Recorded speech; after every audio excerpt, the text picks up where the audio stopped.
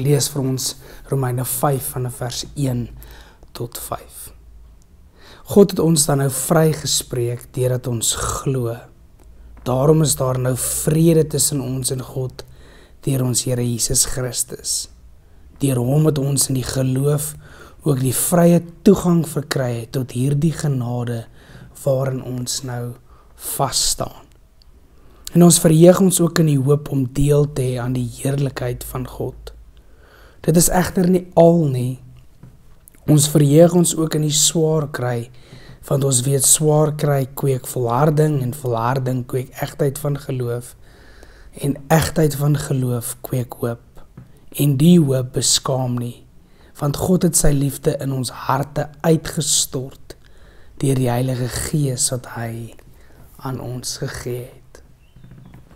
Terwyl jy met hierdie teksgedeelte besig was, wat het in jou verander?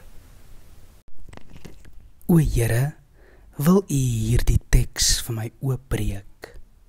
Oopbreek sodat ek dieper kan sien, dieper kan verstaan en uiteindelik nuut kan leef. Amen. Mag jy 'n wonderlike week beleef en seën vir jou op die reis verder. Mooi bly.